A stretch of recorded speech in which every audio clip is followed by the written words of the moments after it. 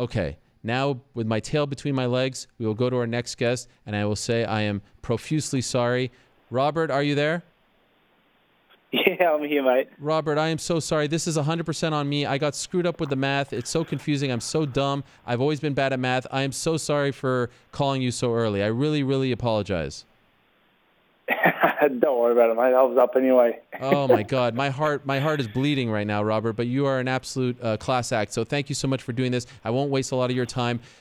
First things first, I want to just know, how are you feeling? We heard about you getting back into the gym, feeling better. Do you feel like you are 100%? Yeah, no, I'm feeling great. So I'm 100% healthy, and I'm back at the gym.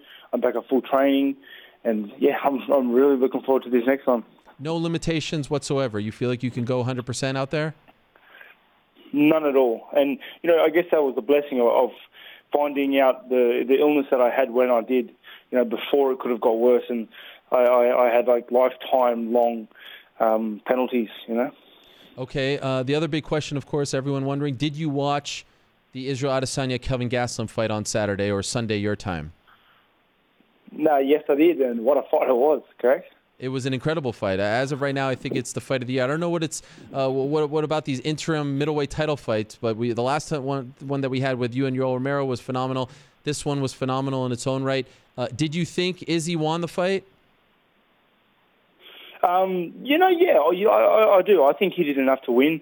But in saying that, if they would have awarded it to Kelvin that night, I wouldn't have distributed it at all, because it was a close fight.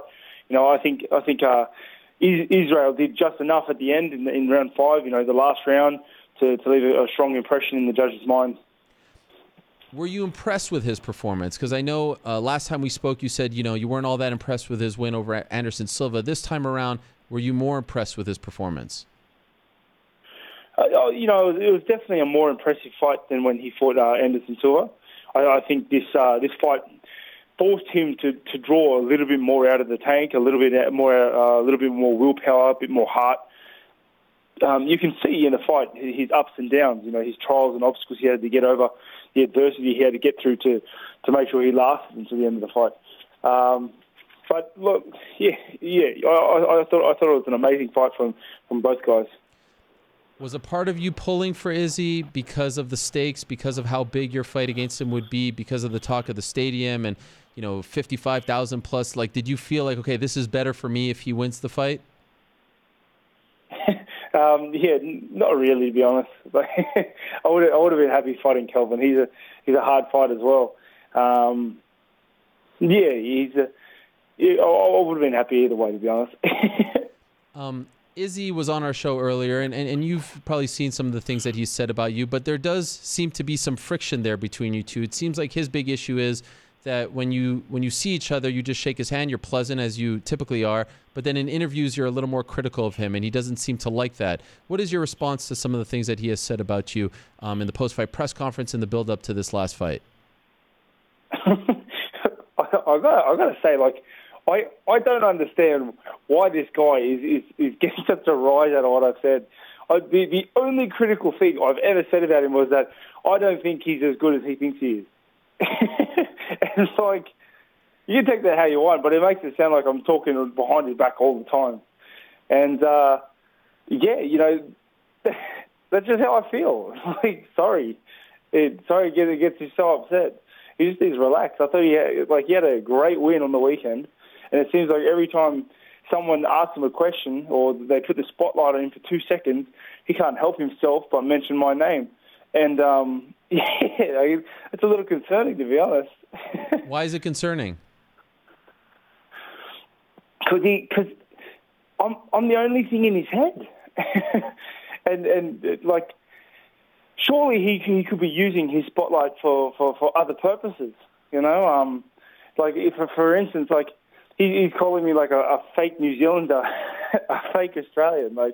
Wow, they're pretty heavy comments, and when he could be using his spotlight to further other purposes, like myself. Whenever the spotlight is put onto me, I get to plug my educational programs. I'm bringing educational programs to New Zealand next year. A lot of people don't know this, but this is one of the things that I'm working on right now with my team. And I guess the only thing that Israel can talk about is me. I'm flattered, to be honest. Do you feel like any of the things that he has said about you have crossed the line, have been too personal? Nah, not really. He's anything that crosses the line, like it all matters. It all depends how you could take it. So some things I think are ridiculous.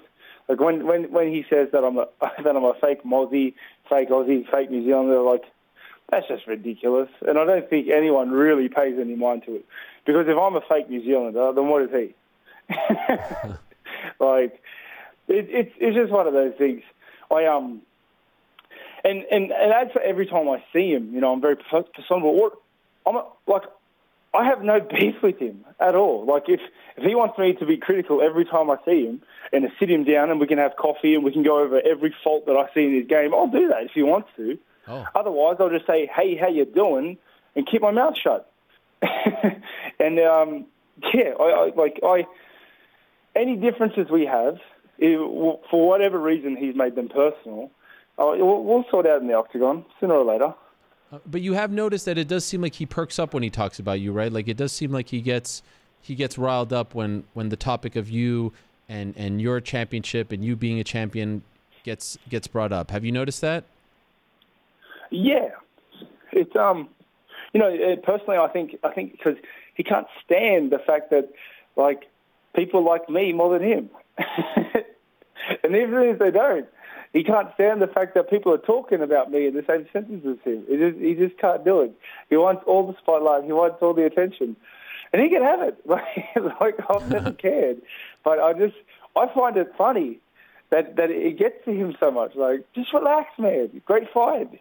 You got yourself a shiny belt. We can fight for my line later. He has said, he has the new title. You have the old title. He's the real champion. You're not. Does that talk bother you? Nah. Should it? I don't know. No, because like he can say whatever he wants because we're going to meet in a few months' time, and like any talk is done. Anything he says, old, new, this, that, none of it's going to matter. I'm going to see you across from the octagon, and I'm going to go hell for leather. And you know what? If he beats me, he beats me. Good on him. He would have earned his place. But I'm going to do everything in my power to make sure that doesn't happen. So would it be fair to say you're a little confused by all of this, by these comments? I think not confused because if I sit down intellectually, I can see why he's doing a lot of stuff. He just needs to relax though. He just needs to relax. He needs to soak in everything he's done. He's done some good things, and I'm going to get to him sooner or later. You said that he's not as good as he thinks he is. After Saturday, should he think that he is that good? Like, does that change your stance on him? Not at all. Not at all. I think he's a very good fighter. Even when I said this comment, I said he's a very good fighter. I don't know why he got so personally insulted by it. To be honest, if you watch the fight, you can see the holes that were there every fight before. They just got exposed bigger. Wow. There are a lot of holes. There are a lot of things that Gastelum exploited, and there are a lot of things that Gastelum could have exploited, but couldn't because of his makeup, because of his striking style, because of his height, his reach. And Gastelum was getting in. Gastelum was landing that left. I'll get in. I'll land my right. Like, I'm much faster than Gastelum. I'm a better striker. I'm more comfortable there. I stay on the outside. I don't stay in that mid-ground. Israel should be very worried. I'm a very hard fight. What are the bigger holes that you noticed on Saturday? Israel doesn't like getting hit, and he's very, very hittable. And that's it. I hit hard. I like hitting people. I can get in, and I can do the damage. I can do the work. And if he can weather the storm, and he can take my shots for 5 rounds and counter and do everything he did with Gastelum, then congratulations to him. He'll win X, Y, and Z. But I don't think he's going to. I'm a different fighter to Gastelum. I bring much more heat. I hit harder. I hit faster. I'm going to come there with a new level of intensity he's not used to. Did his takedown defense surprise you at all? Did Gastelum shoot very well? Okay. No. This is no disrespect to Gastelum at all. I just think Gastelum's whole intention wasn't really to try to attack for the takedown. He wasn't trying to. And this is my humble opinion, honestly. Sure. If he did, and I mistook it, then that's on me and not him. But it looked like Gastelum went out there with a great approach to the striking game, which I think he did a wonderful job doing. And then his takedown attacks and the threat of the takedown was an afterthought or something he tried throwing in there in moments when maybe he shouldn't have. But I don't think the whole goal for Gastelum was to get in there and land the takedowns and cover that grappling, because he was having such success on his hands. He went out there in my mind. He went out there with a game plan that was very heavily focused on striking, and he implemented that very well. Even with the height and reach difference, he got in, and when he landed shots, he hurt Israel, and he landed a head kick. It was super effective. Come on, man. I had heard that they were shooting for end of July, early August to have you two fight in a big stadium in Australia. Are you hearing the same? I haven't heard too much just yet, but mate, third time's a charm. If I can get in Australia, surely it's this time. Does that time frame work for you?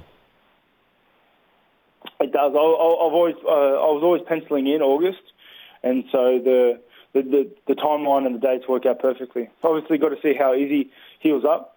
I wish him a speedy recovery. That was a hard fight, and he's obviously got to lick his wounds. But that's the date I had penciled in. Well, the reason I ask you is because he told us the time frame doesn't work for him. He wants a little more time off. How do you feel about that? If it would be later? Well, I guess that's for something him and my team and the UFC and everyone's got to discuss. Yeah. I've never really been the one who. The thing is, I've never really been one that has stuck by a hard timeline ever of when I can fight. Like, I'm one of those guys that, when the ties are on and they're good, I go out there and race. UFC 193 was a huge deal in Melbourne with the 55,000 tickets sold. Jeff Horn versus Manny Pacquiao in Brisbane was a huge deal. Do you feel like this could be bigger than all of that? Do you feel like we can sell out a stadium here and get 50, 60,000 people in there, maybe even more? We could definitely get more. This will be the biggest combat sports event in the Australian-New Zealand market. Wow. Mark my words. How big can you think? How many tickets do you think we could sell here? How big could it get? We can definitely cap we can definitely cap 55,000, and that's a big number. That's a big stadium. That's a very, very big stadium. So we can. I have the utmost confidence that we can top that number. Is there a specific city in Australia that you want? Brisbane, Sydney, Melbourne? Is there a specific one? Definitely Sydney. I want it in Sydney. I want it in my backyard. Okay. I haven't fought here since my middleweight debut, and I really want to do that. It's one of the things I want to do. I want to defend my belt in Sydney, home ground, backyard. And considering the incidents that happened the last two times you were scheduled to fight in Australia, any concerns about going back? Not at all. Like I said, third time's a charm. So yeah, I have very high hopes, and I'm very excited for the fight to come back here in Australia, and I'll be ready. We'll leave it at that. Robert, thank you so much. I can't thank you enough, and I'm so sorry. I hope I didn't bother your family, wake you guys up. I hope I didn't piss off your manager, but thank you so much. I really appreciate it. You're an absolute gentleman, a class act. Thank you for doing this. You're fine, mate. Thank you so much for having me. You're always good to me.